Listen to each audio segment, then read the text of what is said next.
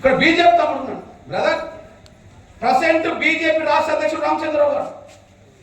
ఆయన ఆదిలాబాద్లో పుట్టలే, ఆయన నిజామాబాద్లో పుట్టలే, ఆయన హైదరాబాద్లో పుట్టలే, నిజామాబాద్లో పుట్టలే, వరంగల్లో పుట్టలే, మౌనంలో పుట్టలే. పుట్టిందే కోదాడలో. కోదాడలో పుట్టిన రామచంద్రరావు గారు రాష్ట్రానికి అధ్యక్షుడై కోదాడలో ఒక దళిత ఇప్పుడు దారుణంగా చంపబడ్డాడని దాదాపు 2.5 నెలలుగా మొత్తుకుంటుంటే వచ్చి పరామర్శించలేడా కోదాడ వచ్చి? ఏంది మా బతుకులు? మేము ఎలకాలం జెండాలు వేయడం, జిందాబాద్ కొట్టడం, మీకు ఓట్లేయడం, గద్దెనెక్కించడానికి మేము బతకాలా? కోదాడలో పుట్టిన రామచంద్రరావు గారికి కోదాడలో చనిపోయిన దళిత బిడ్డ ఎందుకు కనిపించలేడు?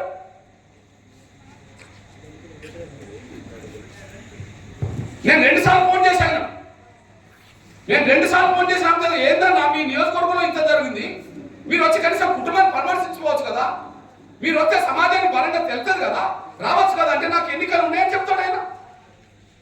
కేటీఆర్ ఫోన్ చేద్దాం అనుకుంటే నేను మా ప్రవీణ్ కుమార్ని పిలిపించుకున్నాను. నేను ప్రవీణ్ కుమార్ని పిలిపించుకోండి, ఒకసారి కేటీఆర్ని తీసుకొచ్చుకోవచ్చు కదా, మీరు వస్తే కొంత వాయిస్ పెరుగుతుంది కదా, సమాజంలో మరింత బలపడుతుంది కదా అని చెప్పి నేను ఈ ప్రవీణ్ కుమార్ అనే ఐపీఎస్ అధికారి టీఆర్ఎస్ ఉన్నాడు కదా, ఆయన పిలిపించుకొని మాట్లాడినా కేటీఆర్ని తీసుకురమ్మని చెప్పి అడగండి.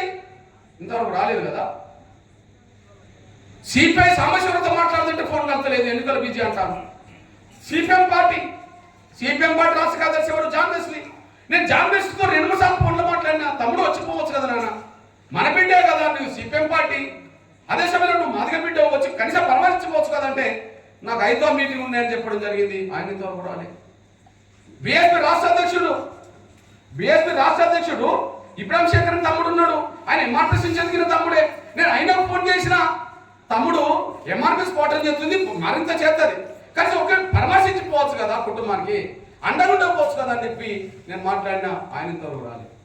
అంటే మాదిగ బిడ్డల చావు ఎవరికి పట్టవు, మాదిగ బిడ్డల ఓట్లు మాత్రం అందరికి కావాలి. మాదిగ బిడ్డల చావులు ఎవరికి పట్టవు, మాదిగ బిడ్డల ఓట్లు మాత్రం అందరికి కావాలి. ఇది బాధ, ఇది నా ఆవేదన. దయచేసి మీకున్న పరిచయాల మేరకు మీ ప్రధాన నాయకత్వాన్ని రప్పించుకోండి, కుటుంబానికి అండగా నిలబడండి, కుటుంబానికి అండగా ఉండమని మీరు పేరు తెచ్చుకోండి, మాకు అభ్యంతరం. కానీ పూర్తిగా నిర్లక్ష్యం చేస్తే ఇది రాబోయే రోజుల్లో అందరికీ వర్తిస్తుంది అనేసి మీ దృష్టికి తీసుకుంటున్నాను. అది బాధగా చెప్తున్నా, మీకు మంచిదని చెప్తున్నాను. ఈ నేపథ్యంలో మళ్ళీ చెప్తున్నాను, కర్లా రాజేష్ అని మన మాదిగ బిడ్డ దారుణంగా చంపబడ్డాడు. అమాయకుడు, ఆరోగ్యవంతుడు, తీసుకెళ్ళి కొట్టారు, అనారోగ్య పాలు చేశారు, జైల్లో పెట్టారు, ఆసుపత్రి పాలు చేశారు, చనిపేశారు. ఇప్పుడు మేము చావు కారణం కదని తప్పించుకుని వెళ్తుంది. ఇట్లాంటి పరిస్థితుల్లో మరో బిడ్డ లాకప్ డెత్ గురి కావద్దనుకుంటే ఇక్కడ పోలీసులు ఎవరైతే నేరస్తులో, ఎవరైతే నిందితులో వాళ్ళకి శిక్షలు పడేలాగా చేయాలి.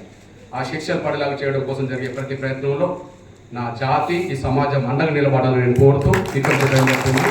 అండగా నిలబడతామన్నా పార్టీలు, గీటీలు, జెండాలు పక్కకు పెట్టి కర్లా రాజేష్ కుటుంబానికి న్యాయం జరిగేంత వరకు, కర్లా రాజేష్ చంపిన వాళ్ళందరినీ శిక్షించేంత వరకు, వాళ్ళని కాపాడుతున్న వాళ్ళని కూడా ఎదుర్కొనేందుకు ఎక్కడికి రమ్మంటే అక్కడికి వస్తామన్న వాళ్ళు ఒకసారి చేతులు ఎత్తాల్సిందిగా నేను కోరుతూ ఇక్కడి నుంచి బయలుదేరుతాను.